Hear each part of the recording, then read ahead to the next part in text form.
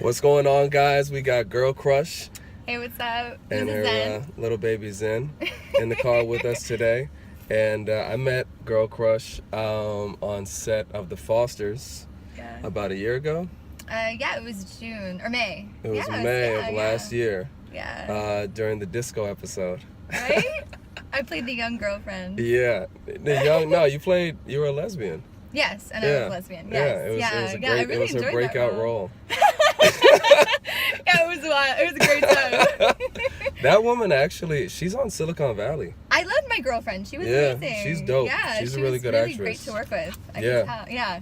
I actually taught her some Arabic while I was on set. Really? Yeah, because she had a role that she had to speak Arabic. Oh, that's right. And Yeah. I know a little bit of Arabic, so I helped her out. Yeah, that's just scratching the surface.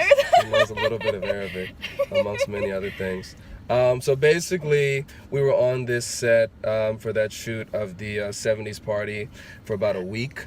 And they just kept having to, bring everyone in. And that's not normally the case when you're shooting. But because it was a party scene and there were so many people, it was like every day. It was like Groundhog Day. It was, You know, right? we're doing yeah, the same thing over. It was like every over day. and over it was the same again. thing. Yeah. And in these 70s costumes, so it had a very... I felt like I was on a porn set in the 70s. Well, his outfit looked like he was on a I'm porn not set. the only one, though. It was a lot of people. David's outfit, a lot of people. Yeah, Yeah. it totally was. Right? Yeah, Noah had the mustache. In so many ways. It was bad. So that's... It was surreal. Yeah, it was fun, though. It was fun. That's how we know each other. Yes. And why are you shaking? I think it might be cold. You got the AC on. Yeah, because it's going to get hot in here. And He just got a haircut though, so he's like he gets cold easily. there's a haircut. Yeah. He He needs a new barber. Oh. He needs a You new want to use barber. No, I can't. My hands shake just as much as his legs. I think it's also because he's a small dog. Small dogs tend to shake easier. Yeah. I think he's also insanely excited because he just arrived at the park and he really He wants to get go out outside. of his Yeah. car. We'll get out of the car. I mean, Zinni, you can go run. Yeah, Go do right. what you Yeah, I'll wanna never do. see him again. That's not happening. No, he'll come back to you. He will. He loves you. He'll try. He'll He try to loves come you. back, but he's not the smart, the Oh, sharpest tool. in don't the shed. talk to him like that. He's sweet. Don't talk about him like that. He can hear you. No, he's sweet, but no, he may have a difficult time finding his way back home. Let's just be real. Okay. Okay? Okay. I know he loves me. I know he'll try to get back to me, but he has an adventurous spirit, and who knows if he's gonna get She back. said it, Zinni. I didn't say it. She said it. So yeah, we've maintained contact over the last year, and I'm very grateful for it. She is the type of person that, I don't know, I feel like you meet once in a lifetime, honestly. Just like, I mean, you can see it, the light, Thank shining out of her. She's got The light, responsibilities. my phone just I don't need to take it. It's all Oh, good. it's a phone call. Okay, yeah. She's also a very, very busy woman, so I'm going to stop talking and let you introduce yourself and tell the world what you're about. Wow. Okay. Hey guys, I'm Girl Crush, and I'm about love and positivity and working together and being creative. I love creating all kinds of aesthetics, whether it's film, TV, music, like medium art where it's like painting, dancing. I like everything artistic, and I love people, so I love connecting with people through art. It's true. So where are you from? How'd you get to LA? What was that journey like? Okay, yeah. I'm from St. Louis, Missouri, and I grew up See if it gets too hot. Okay, cool. I grew up in St. Louis, with 3 sisters, a mom and dad. I grew up pretty humble. It was real chill. We didn't have a whole bunch of money, but we had a lot of imagination and a lot of love. And it was just a lot of fun. It was just a really loving, chill childhood. Also in the hustle, I was always doing different things to try to make ends meet and make things work for myself as a child. Sunny's totally There's crawling some at a other dog. dogs over there. Yeah. He's like, I'm gonna kick their ass. That's totally Sunny. He sees the Rottweiler and he's like, it's on. So yeah, he's totally A little tail. he gets very excited. So I grew up in St. Louis, 3 sisters, mom and dad. My dad's a deacon. He used to be a mailman. When I was a kid, he was a mailman. every time I like saw a mailman or like someone that worked for Postal Service, I'd be like, my dad's Jim Giselle, and they'd be like, oh my god, yeah, what's up? And like I always felt like For real? super cool. Oh yeah, they totally knew my dad. So I always thought like that felt really cool. Yeah. But I always knew I wanted to go to LA. I was always like, I mean, I can't even remember a time where I wasn't going to move to Los Angeles. I think it was partially the weather, partially the opportunity, partially the diversity. It was just like a whole conglomerate of everything. I was just like, I'm going to come to LA. So when I was of age and I was like, I'm going to go to LA, my dad was like, I can't believe you're going. And I was like, well, I've been talking about this since I was like a child. This is not anything new. He's like, I guess you're right. So he drove me out here. Your dad drove you out? Yeah, you were 18? Yeah. Okay. And Just you and him? it was me, him, and a dog. Okay, I had, not Zenny? Not Zenny. Okay. Yeah, I had Zenny later. I had Sebastian, who is like my first boy, my first love. What kind of dog was he? He was a little Maltese. You like these little dropkick dogs. Yeah. They're like really tough. Yeah. See? Oh, okay. All right. I like how they can protect me. Like he's doing right now? Yeah. They make excellent guard dogs. There's some dogs outside. He's protecting his mother. Yeah, he is. He's protecting mommy. So I actually grew up with a black Labrador. So I grew up with a big dog. Mm-hmm. But I knew coming out to LA, initially I was going to have a small space. And I actually moved out here. I lived with like an old woman in her closet. I know that sounds totally crazy. But Really?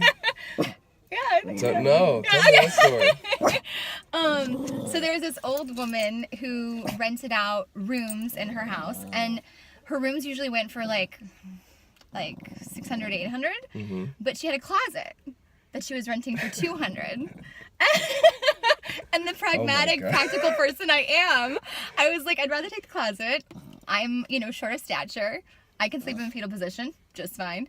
And I will always, and I will not have an issue when it comes to paying my rent. I was new to LA. I didn't know anybody. I was like, I want to make sure it's super, I never have a reason to be like, oh, I have to go back. Mm-hmm. So, and I could also save money so I could reinvest in my career. So, I rented the closet for $200 a month. And I did just fine. I mean, literally, it did fit a twin mattress, but you couldn't open the door without hitting the mattress. And my clothes, I didn't have a place for that, so I put it at the end, and I just kind of pile it up like a tower. It was so this was a fairly big closet. I'm gonna turn this back. It was a walk-in closet, but it was kind of like an asinine space to actually be like a living. Yeah. But at the same time, it totally worked. I had my clothes in this thing. I sleep all cuddled up. Hey, what's up? It's all good. But the thing is, it worked out really well because I had the freedom to create. Because I think the thing is, a lot of times people come out to LA and they're so busy in the hustle trying to survive. They don't have the space to create. So because you had space. Well, I didn't have space literally. Yeah. But I had space that was a bad dad joke. Yeah, I know. I had space in my psyche. I was like, I'm gonna have a roof over my head, and so I knew that I could have that space to create, and I'm not gonna get evicted or not be able to pay my rent. So I lived there for a whole year, and it was great. 18 to 19. Yeah. Okay. Stop talking my age, dude. Well, no, I'm just thinking. because you said right when you moved, you finished high school, right? Yeah. Well, you said it. You said when you were legal, when you were of age. Of age. So you said it.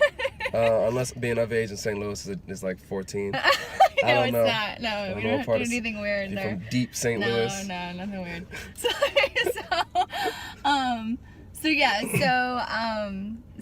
I've been out here since, and that woman, I'm still friends with her.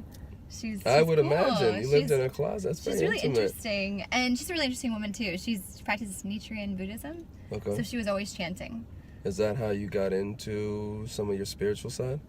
I've always been into that. Okay. I've always been. I think one of my friends who's an atheist actually told me that people who are spiritual, it's in their DNA. It's they're born with some kind of thing. some kind of connection. I don't know if it's true or not, but ever since I was a kid, I was always into that kind of stuff. You were into it, or you just felt because did you grow up with any religious affiliation? Oh yeah, Catholic. Catholic. Very Catholic. Very Catholic. My dad's a deacon. Okay, so yeah, very Catholic. Jesus everywhere. But still open-minded.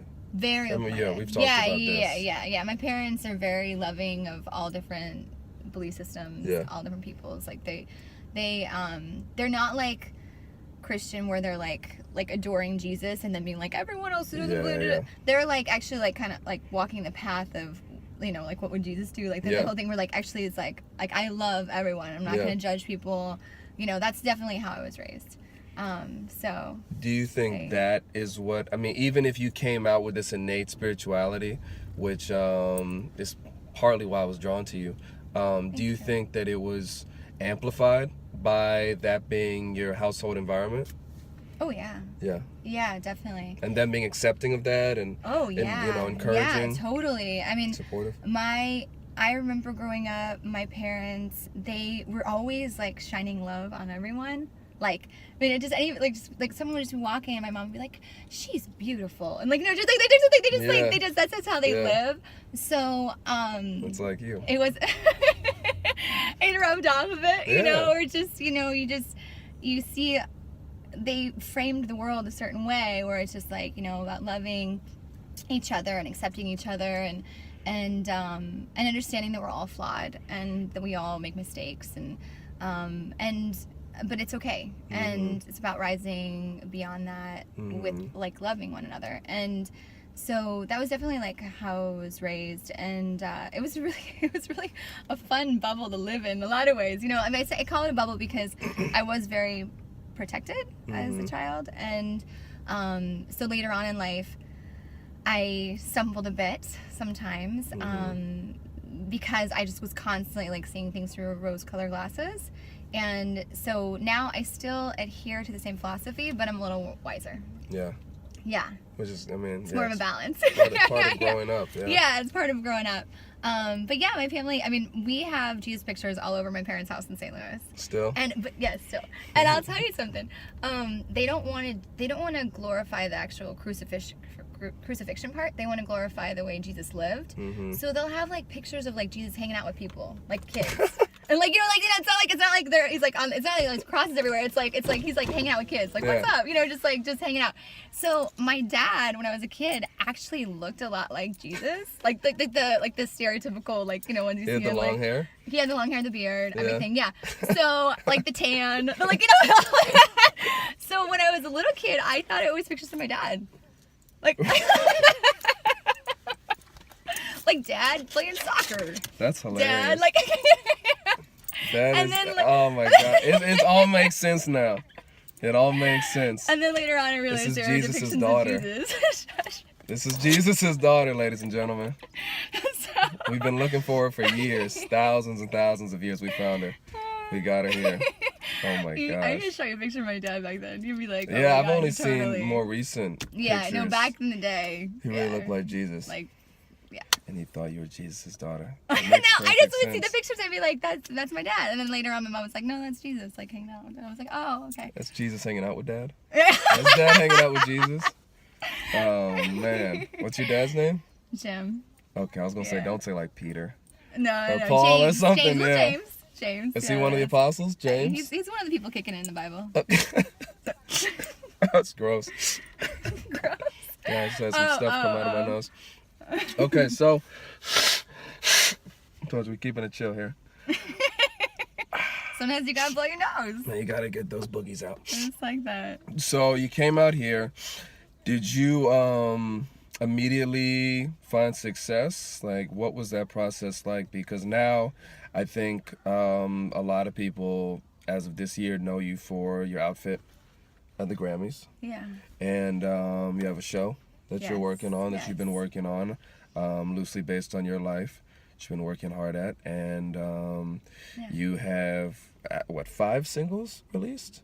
Oh, I have more than that. I think more? I have 7. Oh, there's 5 that are on YouTube? Yeah, 5 that have videos 5 too. videos, okay. Yes. Do you have an album? I have enough to drop an album, but I haven't dropped it yet. Actually, the only reason why is because I want to drop it on the show. There you go. So I have a show, for those who don't know, it's called Momshells, and it's about hot moms in LA. And holla, I'm a mom, hey. And So, but Did it's you see like, that it's like, coming? it's like. Did you see that coming? I didn't. So it's like, you know, on the surface, it's like hot moms in LA, having fun, da, da, da. But actually, like, the show is also gonna tap into deeper things where it's like really like about the lives of these amazing women, and our cast is phenomenal.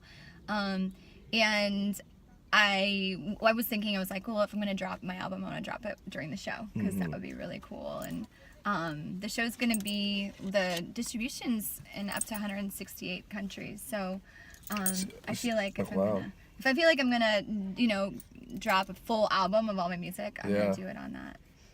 She's smart, man. So She's smart. Well, you mentioned something that when you told me that you had a son when we first met, I was really like, wow, you have a son? And because I mean, she doesn't look like, you know, she's had a baby, but just the fact that you've been able to be so successful and work so hard on your career, you know, and still, to me, like getting to know you over the last year, I mean, I always tell you, the greatest admiration I have for you and the way you inspire me the most is by how much you love your son. You know, like the story you told me about last week, you know, being there for 4 nights, you know, and I think I was having some little allergies, and I was like, ah, and I was like, that's mom duty though. Like it's intense. My it's son was otherworldly. sick, so yeah. You stayed up for 4. I mean, just your passion, you know, one for your career, your friends in life, but with your son, it's a whole different thing. And I mean, it's like every time we talk, I always want to know about that relationship. So, like, I feel like outside of him, because I want to go deeper into that relationship, what's your driving force? You know, Tommy, I mean, it's hard to say what's my driving force without him in the equation. Yeah. Well, before you had him. Because you know, I know this is not... That's a thing. Okay, so before I had my son, let's just be real, I was a hippie chick that just wanted to come out to LA and have a good time and create. Okay. Like, I mean, I wasn't driven business-wise. I'm just being real with you. Like, no, that's what I want, yeah. I was just like, I just want to come and like create music and have fun. And that's one of the reasons why I, you know, lived in closets. I just didn't want to have like any like pressure, like any like, you know, just like, let me just do my thing. Yeah. Like, let me just do my thing. Like, let me just do my thing and, you know, create music, and whether it succeeds or doesn't, it doesn't matter. Just like, just be like, just create. So I wasn't really, you know, they call it like the entertainment business. I wasn't really in it, to be honest with you. I was creating. I was, you know, playing guitar at coffee shops. I was, you know, all around, but I wasn't really, you know, channeled into the business part. Weren't you like the Little Mermaid at parties? Oh yeah. It's pretty channeled. Yeah. When I first came out here, I didn't want to I wanted to have flexibility, and I didn't want to work with like a boss that told me what to do with my hours. I wanted to be able to have, you know, make my own hours. So I started a company, which I still do sometimes. I still like, every so often I get like a little fix to be a princess. I'll be like, hey, what's up? Really? Oh yeah. I still bust it out every so often, especially for clients that I had years ago that I'm like close to, because I make friends with a lot of people like along the way. And you maintain those relationships. Yeah.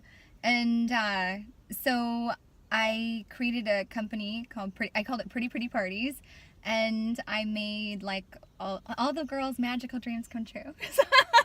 So whether it was like, you know, a princess or, you know, a warrior or anything, you know, just basically it was just really, really fun. I did face painting, spa days, like anything girly. Like anybody that's seen my work spa days knows. For little girls. Oh yeah. Like we throw out, like pull Beverly out. Hills little girls, just getting them ready. Always. You know, sometimes, but yeah, not always. I mean, it was everybody. I worked from like Orange County, from Laguna Niguel to like Inland Empire, like everything. And I actually really got to know SoCal. And I met a lot of people, you know, in SoCal, because I was doing lots of parties. I've done over 500 parties. Wow. Yeah, I did a party for Oprah. Really? At her house in Santa Barbara. And you just did one for Lamar, right? Yeah. Was that? Yeah, Lamar Odom. Yeah, Lamar. Yeah. It's one for Lamar Odom. Yeah. Yeah. So, you know, I mean, it's but I don't do them as much now because I'm so busy with other things. Yeah. But I've made a name for myself in Los Angeles as a bomb-ass face painter, so people still want to hire me sometimes. And I don't advertise or like actually have anything. It's all word of mouth. It's just word of mouth. Yeah. It's just the best But it's cool. You know, I started doing that for a while, and I really enjoy it. I love working with kids and just having fun. And it's like going to parties and just having fun, you know. So it's always a good time. Like I remember one time I was Belle at Brooke Shields' daughter's house, and for her birthday, and I came in as Belle, and all these like A-list celebrities were there, and it was just so funny because I was like new to LA, and I'm dressed as Belle, and I'm being like I feel like I have the paparazzi all over me because literally the kids were like pouncing on me, they're like you're Belle, like. And I'm looking around and I'm like, this is so far out. Far out. Oh my God. I just totally used that word. Far out. So one of the kids actually invited me to Australia because they're going to Australia the next day. And they're like, she's like, Belle, you should come to Australia with us. Did you go? Her dad was like, I can't remember the actor's name, but he was in like a whole bunch of like mafia movies that are famous. Like legendary mafia movies, and I told her about how the Beast would miss me too much. Oh, you told me the story, and he was like, "Good." Yeah, he was like, one. Yeah. Good job, because you were not going to sleep.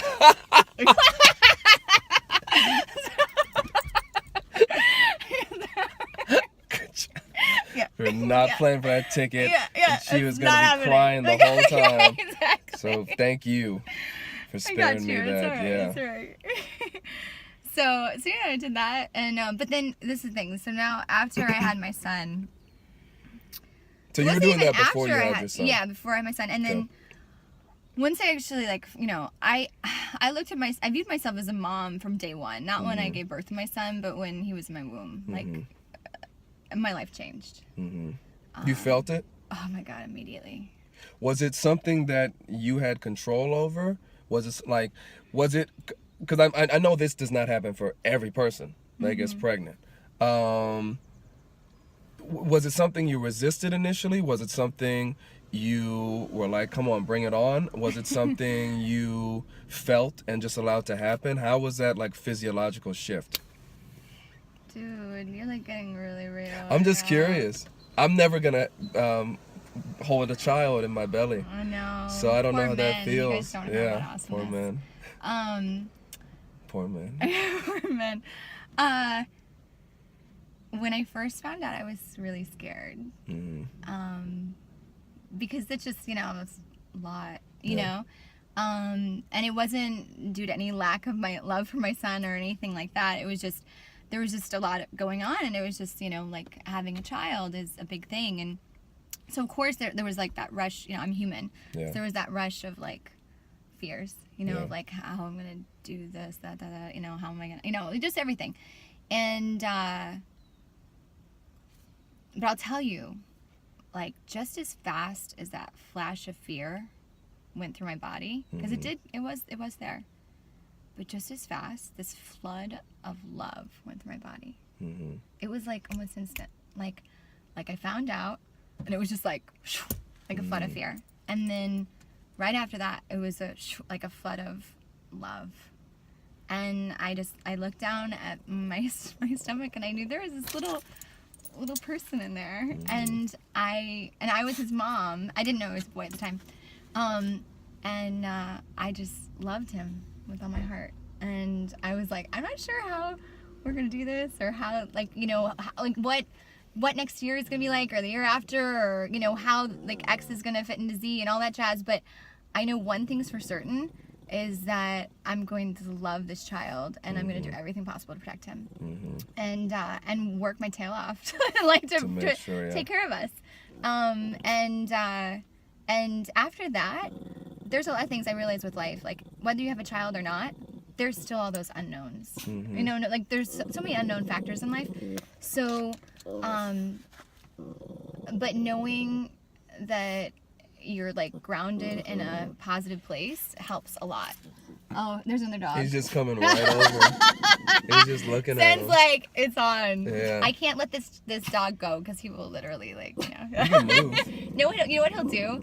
He'll act like he's gonna kick his butt, and then he'll yeah. just like kiss him, make out with him. That's what Sen does. It's like Sen's first a lover. graders. Yeah, showing love to each other, totally. yeah. Like you pull the hair, and then you're like, Yeah. I really just like you. That's totally Sen. Should we go someplace else? He's gonna be distracted. Yeah, I'm cool. Yeah. I think these guys are gonna be They're just kicking chilling. it for a while. These are old dogs. Yeah, they're These are gonna be old kicking men it dogs. for a while. Yeah, you can tell, Unless, right? no, I think they're leaving. Oh yeah, of course you can tell. Look at them. Yeah, Look at they that are. They have arthritis and everything. Poor guys. And Zenny's always trying to like get up on them. Yeah, so I have to say, like, after I had my son, not even just like gave birth to him, but just was pregnant with him, my whole life changed where I had a new perspective on my career. Mm-hmm. Where I was always creating, I was always being artistic, but then it was like, how can I channel this to create something for us? And so it was a totally different dynamic, and it served me really well because I became much more powerful than I was before. Before I wasn't even worried about that as much. I was just like, whatever. And now, like, a lot of things that I've done, like when you say like what drives you besides your son, I have a hard time answering that question because I don't know a world or a sphere where I didn't have my son in the equation, that I was so driven like I am now. Yeah. You know? So he changed the game. Oh yeah, he totally changed the game. Yeah, he totally changed the game. And it was much less about myself. Mm-hmm. Like before my music, before my son, was just like whatever indulged me at that whatever whim. Which is a lot of young artists. Yeah, it's a lot of artists. In general, it wasn't about like what other people would like or what like anything. It was just like oh, I feel like doing this. Yeah. And I did it, Yeah. But after I had my son, it was like, okay, how can I use the talents that I've been given and channel into something positive for us? Mm-hmm. So that's how Girl Crush was created. Oh, okay. Yeah. Okay. Girl Crush was created after I had my son. Okay. So tell me a little more about Girl Crush. Okay. Girl Crush, it actually just hit me like a lightning bolt. A lot of my ideas like hit me like lightning bolts. It's like the universe is like, here you go. I'm like, okay, thanks. That's what happened with the ball pit dress. I had a dream of me wearing that ball pit dress at the Grammys and it going viral. And Seriously? Going all around the world. I'm not kidding you. I'm not kidding you. I'm not even making this up. I was in Yosemite. My friend lives in Yosemite, one of my good girlfriends. And I was up there with my son and my parents. We were like on a little vacay in last January. And I had a dream, exactly what happened in my dream. And I woke up and I told my dad, I have to make this dress. It's kind of crazy. I'm going to order like a whole bunch of ball pit balls. Like sew them onto an old quinceanera dress I own. Like it was like totally makeshift. But the thing is, my dad's so used to like me just having these random far out ideas. He's like, all right, Elizabeth, that sounds good. You know, like he's like, you go get. Father, he's like, you go get him, Tiger. Yeah. So yeah, it was just a dream. So with Girl Crush, I just woke up one morning, and it was like, do this. Like it just was like, yeah. I felt like it was just like the world was like, yeah, do this, honey. Like, like I feel like I kind of feel like there's like this like, Mother Nature, like the universe kind of just looking out for me, or they're just kind of like, here, go do that, you know, and I'm like, okay, and I'm like, all right, that sounds good. So with Girl Crush, I feel like it resonates with me since I'm a girl's girl. Okay. I grew up with 3 sisters. I'm not competitive with women. I don't believe in like putting other women down to make yourself feel better. Like I feel like it's a big disservice for our gender to do that. So I'm very into all women rising up together and appreciating one another and loving and respecting one another. So it's just, that's a big part of who I am. And Girl Crush means like having an admiration for another woman. And so I just thought, hey, that makes sense. And people can call me Crush for short, which they do, which is you fun. Like that? I do. Yeah. I'm gonna start calling you Crush. You should. Yeah. You should. Yeah. That'd be funny, actually. But no, people actually do. Like, when I'm in the studio, they're like, Crush, do that. And I'm like, okay. In the studio. Yeah, so in cool. the studio. It's so cool like that. Yeah. But yeah, no, I mean, I feel like I have like 2 different worlds. I I have like mommy mode and bombshell mode. Mm-hmm. That's how I created the show Momshells. It's like I Well, put yeah, I the was two gonna together. say now they're coming together. Yeah, and that's by the way, that feels so good. Do you like that? Oh yeah, because I feel like, you know how you said like earlier, and this is not a slam on you, Tommy. I think you're great. Before? But no, earlier here. Filming? No, Okay. in the filming, you were saying like she doesn't look like she has a kid, and that's not a slam on you. It's I feel like it's a slam on society. Okay. Where it's like, you know, like that's society. A slam on me. No, it's not you. I felt it when I was saying it. I felt it when I was saying it. Okay. You were just sitting there. Oh, like my eyes were like shooting daggers or I was something. like, all right. But you know, like but this is, you know, but what you said, most people wouldn't bat an eyelash. They'd be like, yeah, she doesn't look like she had a kid, because there's a stereotype of what moms should look like, or what. It's okay. Oh no. It's all right. It's all right. This is why we have these conversations. I'm sorry. Yeah, no, it's fine. So like, you know, but the thing is like, but no, and like I said, no, it's not about you. It's about like society. Like, you know, but it is. It's true. I mean, I remember I was in a girl group, and I had this manager who at the time didn't know I had a child. I'm open about having a child, but at the same time, like when I'm working, I'm not always like volunteering it. Like it's not like, oh, hey, FYI, guess what? I also have a kid. You know, I'm not always doing that. Like no business person would do that, whether they're a male or a woman. You know, having an interview. And by the way, I got 2 kids at home. Like, you don't do that. So like, you know, so at the time he didn't actually know I was a mom, and he was commenting on the girl group and who had to go. And he said 2 of the girls weren't cutting it. And what they were talking about is cutting it like physically wise, like the image of the girl group. And the way he put it though was, those 2 look like moms. They gotta go. And I was hearing this, and I was like, ha ha ha, like I'm a mom. But I was like, dude, they're totally, the guy is like, but I realized it wasn't even about the guy too. It was about like society and how a lot of times society will say, oh, well, you're a mom, so therefore you can't look a certain way, or you can't be a certain way, or, you know, and there is a lot of pressure on women to like lose their identities, where they kind of just become shadows. Just become mothers. Yeah. And like just like that's their sole identity. And I think it's very important, and it's a huge part of my identity. You know, my son is like the world to me. He's the universe to me. At the same time, I'm doing him a disservice if I also become a shadow that raises him, you know? So I want him to know his mom in all different ways, and even my quirky ways, you know? So like he, like, you know, he knows mommy, like, you know, like, by the way, when I made that ball pit dress, he jumped into the dress like it was an actual ball pit. And at the same time, it also did not faze him. Like, he wasn't like, oh, mom's doing something unique right now. Like, he was just like, this is my mother. Your life, this is like, this mom looks pretty much like she always does. Like, you know, like, so it did not faze him whatsoever. Yeah. And he, by the way, is not interested in the industry whatsoever, and I'm fine with that. Not yet. Yeah, not yet. He may be, and if he is, that's fine too.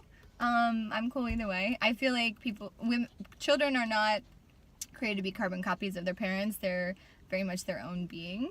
They come through us, they're not of us. So, you know, whatever he ends up navigating towards. Right now he really likes math, which that was never my forte.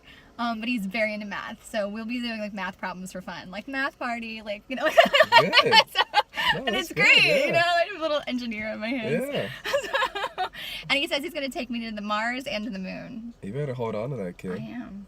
I am. And by the way, I'm holding him up to what he's saying too about Mars and the moon. Like, if this ever becomes an opportunity, I'll be like, game on. Like, let's go. Like, we're going to Mars and the moon. Yeah. Have you found that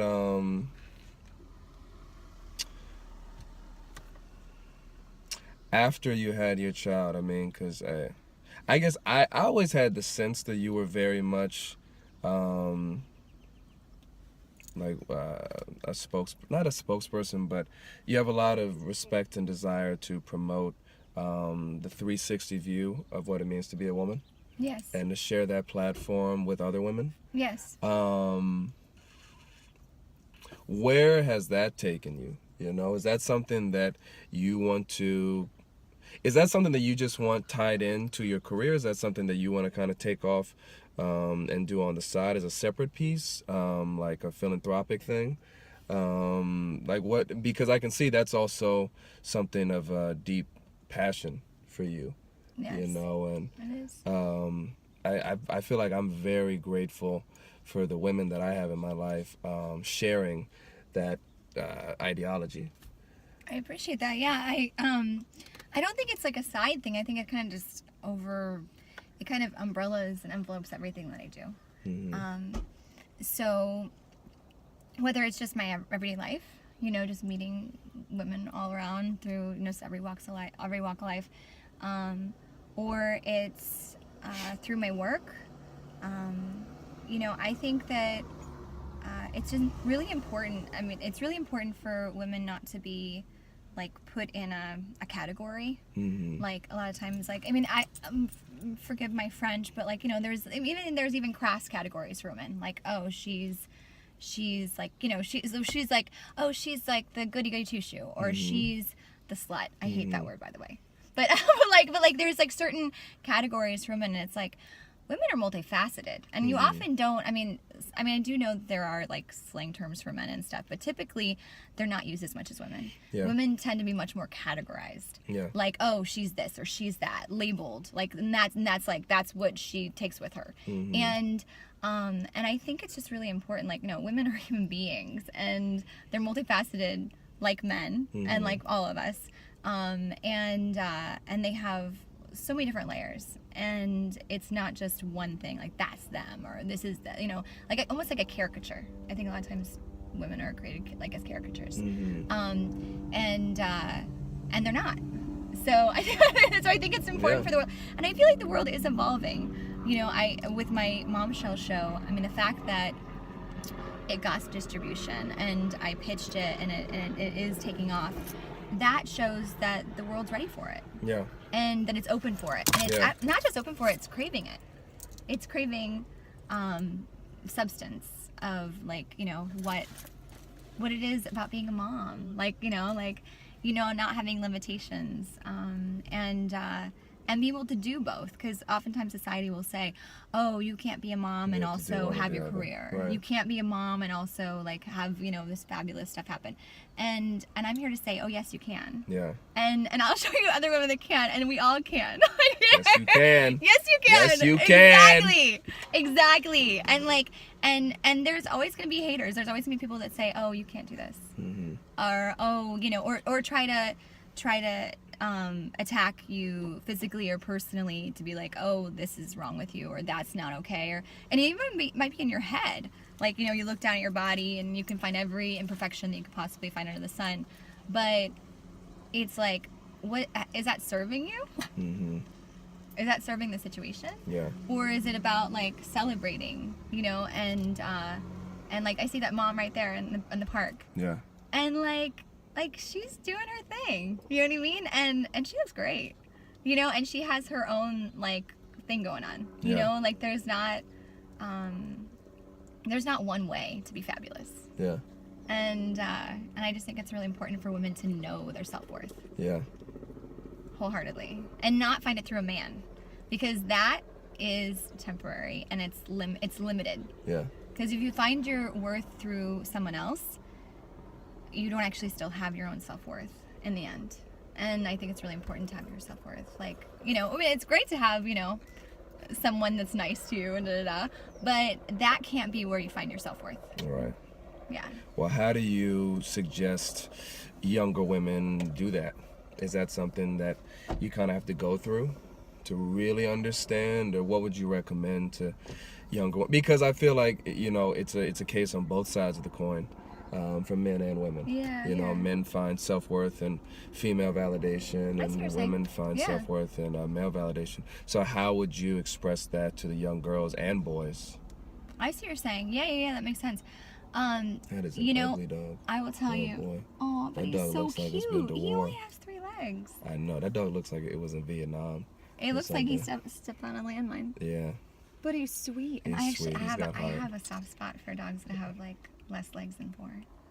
You better watch out. Your mom's gonna cut your leg off. Shut up. I'm so not doing that. But I think he's adorable. Like ugly and like, you know how you say like he's ugly dog? He's like so ugly, he's cute. Like he's adorable. And his owner's right there. I love him. Stop. I do. I'm like my heart's like feeling for this dog. No, yeah, no. Every here. time I see those dogs, I get. But that dog's ugly. Sorry. Ugly and cute. Ugly cute. Oh, you're saying. Okay, well, I will tell you one thing. I did not grow up just being like, woohoo, I'm all good. I have a great self-esteem and I don't have to care about what anyone thinks. Like, I'm human like everybody. Like, I was shy as a kid. Really You were shy? Hella shy. Really? Yeah, like hella shy. Okay. Like, yeah. All right. Like, I was like, I would be so nervous. I mean, I wouldn't be nervous in front of people. Like, okay, so what I did during, like, recess. I'm getting hot. Yeah, we should turn it back on. What I did during recess was I would put on performances of, like, the top 40 songs. Really? Yeah, so I'd, like, sing it, and then I would... When did you start doing that? Like, when I was in first grade. Really? Yeah, that's what I did. Oh, so this, you've known. This is what I did in recess. Interesting. Like, that was my thing. Okay. I would take... I would take top 40 songs and I would rewrite them to like change it, to like make it my own. Mm-hmm. But same melody line and all that jazz. And sometimes I would have a couple of hooks that were the same, but then I would change some of the stuff. And then I'd rework it and then perform it for my school at recess. The whole school, or whoever was out there at recess. And people would come and sit down, or was it like a passing thing? No, people come back and sit down. They'd be like, Girl Crush is performing today. Well, they would call you Girl Crush the time. Yeah, but they'd be like, yeah, you know. But that was my way of connecting. Because I wanted to have human connection, but I was really, really shy to actually like come up and be like, hey, like, will you talk to me? Like, I was more shy about that. So putting on these performances was a way of connecting. So was it that just, I did not know that about you, and that's really fascinating. I didn't go to a school where we had daily live performances from our classmates. It wasn't a thing in my school. It's something I created. Well, you made it a thing at your school. Yeah, I did. What were you more comfortable? Okay, so 2 questions. 1, when did that shyness dissipate? And 2, like on an interpersonal level, when you could just go up one-on-one. And then 2, do you think that you were more comfortable performing at such a young age, and that's where you felt why was that more comfortable to you? Why did you feel more connected then? Because I know for the majority, it would be the exact opposite. Yeah, where it's like the shyness and the fear would come from the stage fright and being in front of everyone and being vulnerable and performing something that you put work into and you care about, whereas just saying, hi, can I have some of your gushers, you know, that would terrify you.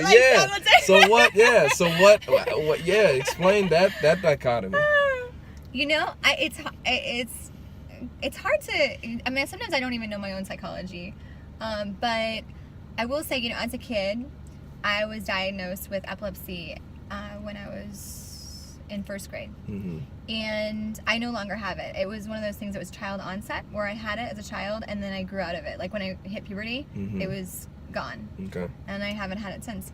But when I had it, they put me on a drug that suppressed the epilepsy. Okay. But it also suppressed everything else in my brain, because those drugs are not they're not like advanced enough to be able to target one element. It's just they just kind of overcompass everything in that. So from like first grade to 6th grade, I had this net of this like just this kind of fog that just made everything a little more bland. Yeah. Even emotions, just everything, because it was suppressing the electrical chemistry in my brain. Yeah. So, and at the time, I was only in 1st, 2nd grade, so I didn't actually know what was happening at the time. That was my reality. And then when I was diagnosed without it, I was in the hospital for 1 week, where they did this testing to make sure. They tried to do everything possible to cause a seizure in me, and they couldn't do it. So it was like they did you know, sleep deprivation and lights like blinking and like everything possible to try to make it happen, and it didn't happen, and they weaned me off of my medication. And that's when they realized you no longer have it. It was like just a child onset type thing. But when I got off the drugs, everything, like my life was so different, Tommy. Like colors were more vivid. Food, I thought the hospital food was the best food I ever had in my entire life. I remember I was like, this food's amazing. Like, I can't believe food can taste this good. But it was because my body was off the medication, so I could actually taste it. And so I went into 6th grade like being like high. Like I was sober, but relative to what my other experience was, I was high. So I went to 6th grade and I was just like, hello world. I was just like, woohoo! And like all my shyness was like gone, you know, like I was just like, what's up? You know, it was a whole nother world. And I mean, literally, I just remember just like rocking down those halls and just being like, life is amazing. Like this locker, amazing. Like this is amazing, you know? And I think, you know, having both experiences, where I was on, you know, seeing life in a different perspective, was very helpful even as an adult, because I can see things and understand people's perspectives in the sense of like how like the brain is made out of chemistry and it can go all different ways, and people's perspectives and their outlook on life, look out on life, has a lot to do with the brain chemistry. And because I had an experience where I had a different brain chemistry due to the drugs, it was valuable to also not judge other people that are having a different experience than me, and to have more compassion for people, because during that time I was made fun of. I was a dork, you know. I'm talking about I'm still a dork, but you know, like in different sense, like, you know. And so I think because as a kid I was teased and stuff, I know what that feels like, and I would never want to ever make anyone feel that way. And so even when I got out of my shyness and I broke out of my shell and had more popularity and stuff in school, it was never on the backs of someone else. It was never to like cause pain to someone else. And that's something that's really important to me, like in all my life, you know, not to do that, because I think it has a lot to do with just my own personal experience with it. So I think that's like a long story to answer your question. But a valid one. But I think that's a big part of it. But the brain's wild. Yeah, it's wild, right? It is. And now I love being sober. I think like I like love it. Like I'm not like fast to go try to influence my physiological in any way. It's like sobriety rocks. I'm just like, woo, look at the world. Well, did you go through a period in your early hippie days where you did want that?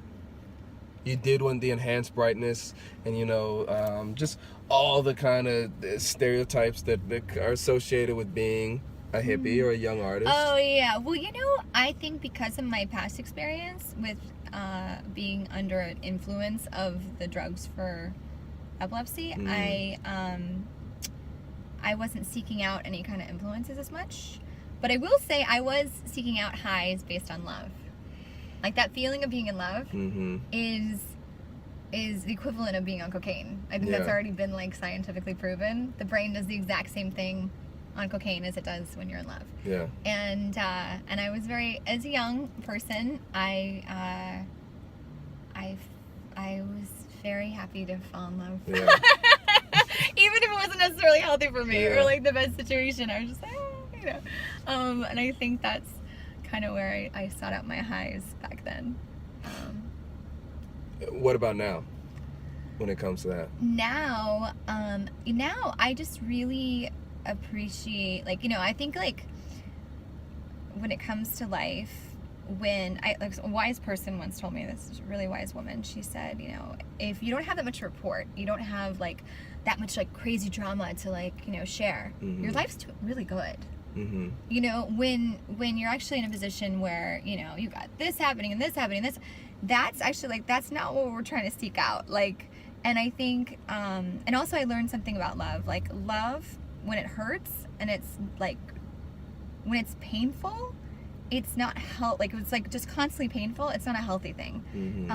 Like I think growing up very like with a Christian home, I was taught very much like turn the other cheek. And I was taught very much about loving another person and giving to another person, but not necessarily about like loving myself. Yeah. You know, and putting myself in the equation. Like the whole thing about selflessness was very much in my household. Yeah. And that serves a purpose and it's great, but it's important to have balance. And as like I think well, it's hard to be effective, you know, if you're operating like that, if you don't love yourself.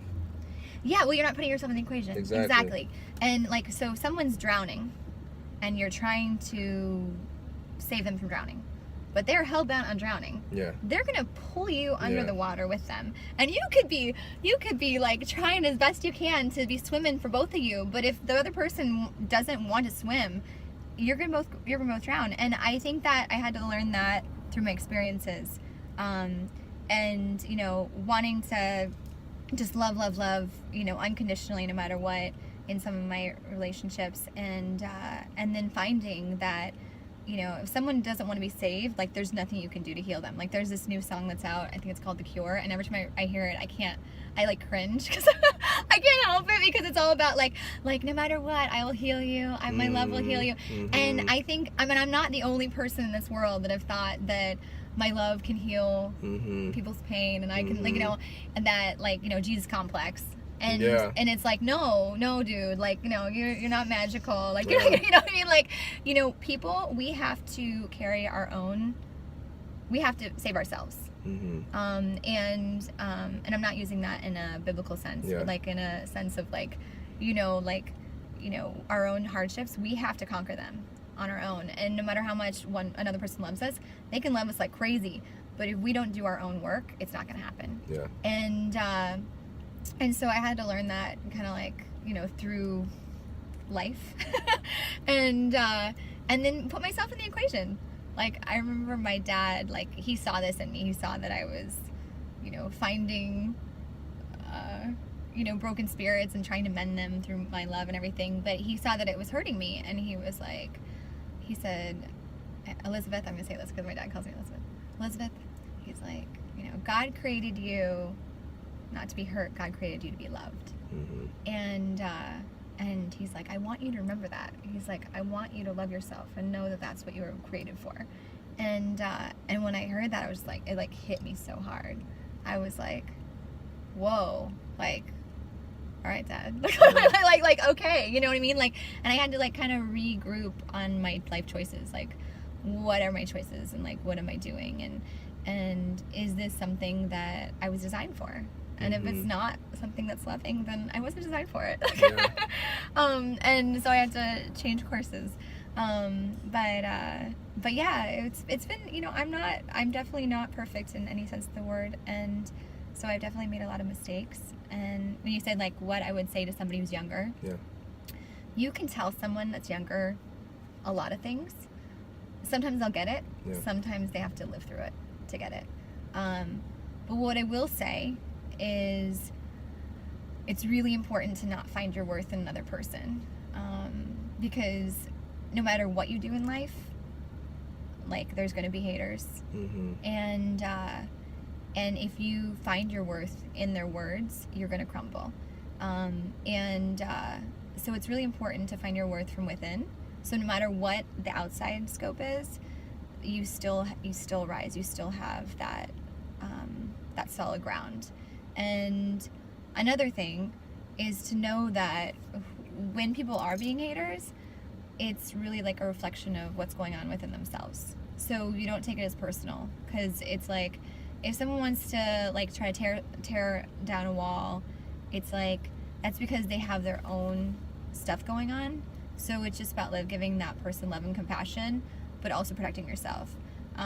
So like there's this one quote, I don't even know if it's a quote or I made it up. I don't know where I heard this, but something about how like all the bricks that are thrown at me, I use to build castles.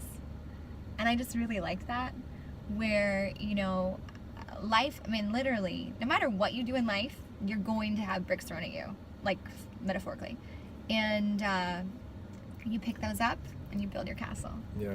You know, so and just have that. And if you need to, like, you know, people say, like, in LA, it's affirmations are so popular. Like, if you need to, like, look in the mirror and, like, say good things about yourself, do it. You know, that doesn't work for everybody. But if you need to like call the friend that's gonna give you, like, pick you up, call the friend.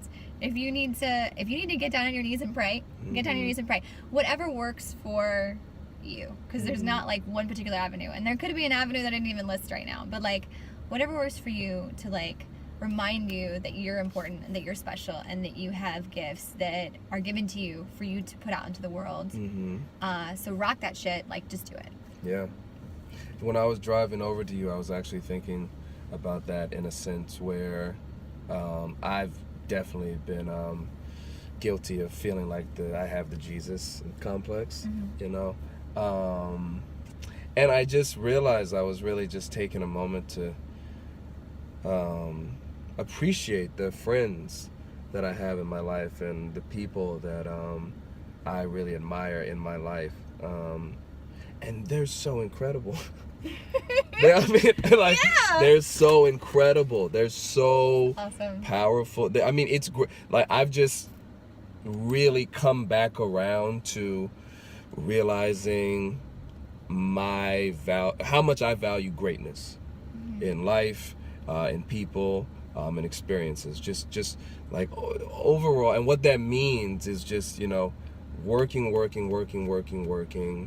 until you can't work anymore, and then just submitting, I think. Yeah. You know, yeah, just giving all you can and then letting go. Letting go, I say letting go, letting God, but you can be lots of things. Yeah, I mean, God, love, you know, love, whatever you want to call it. Universe, whatever you want to call it, yeah. Just, you know, surrendering.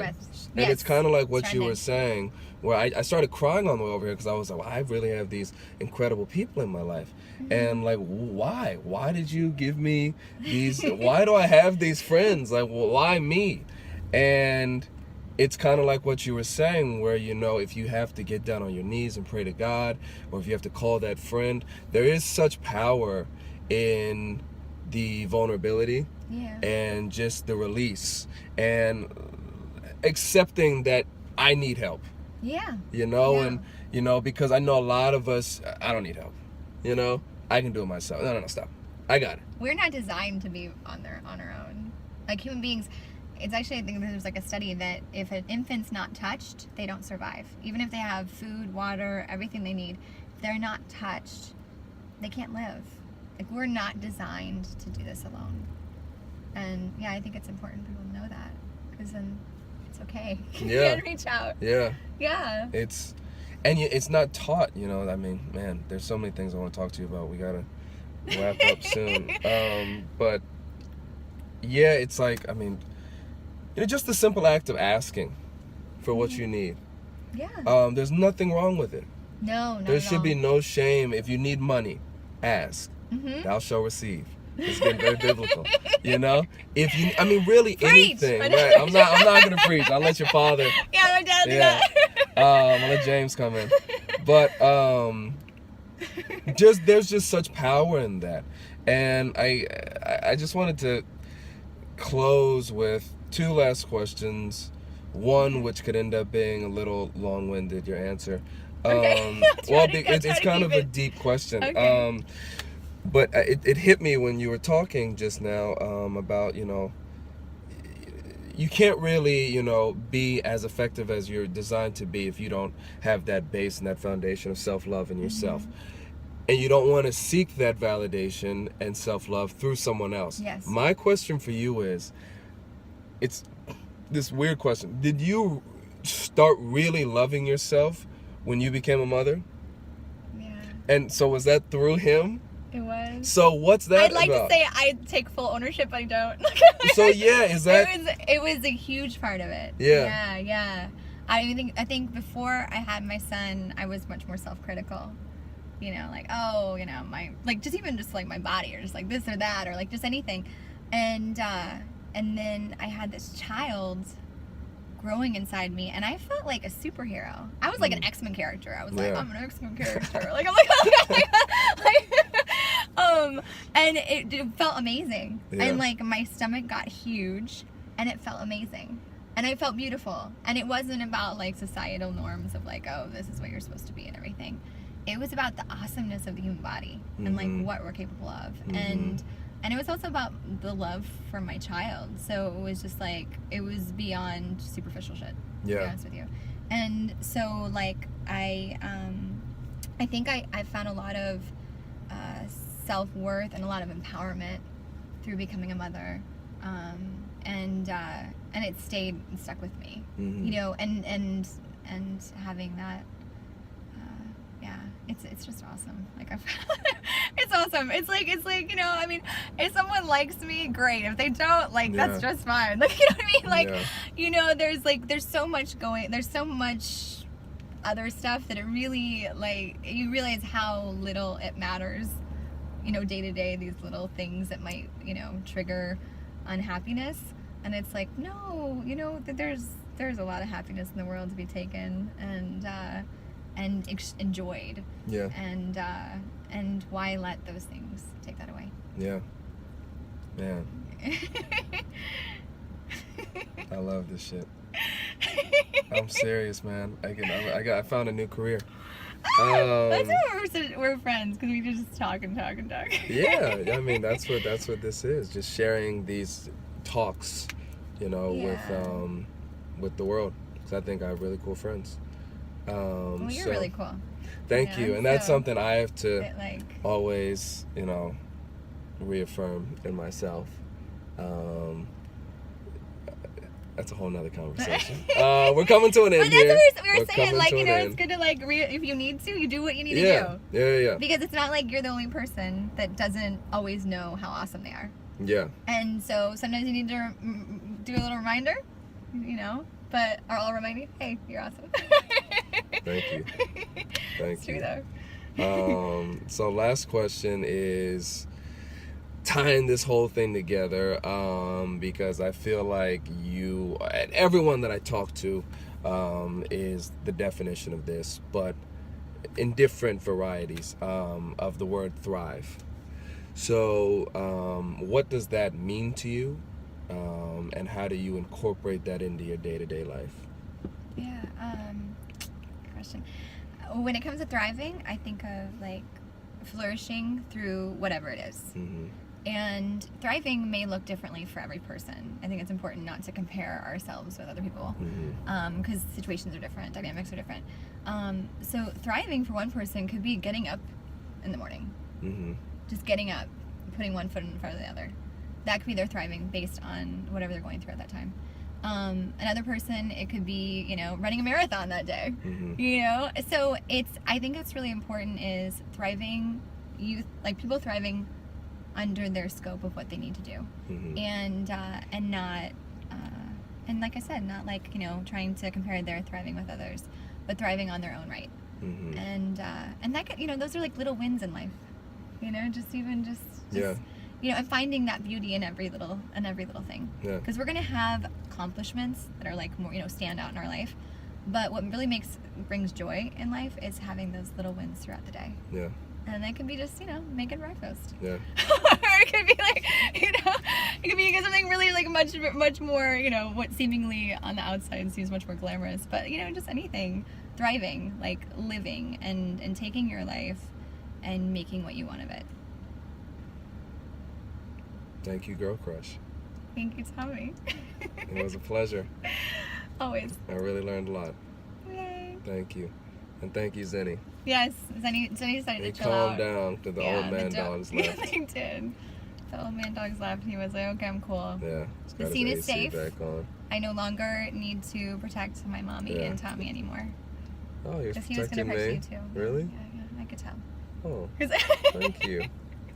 I'll take it. Like, I need as much protection as I can get. These crazy three-legged dogs. They were so cute, though. Why do you hate on the three-legged dogs? I'm not hating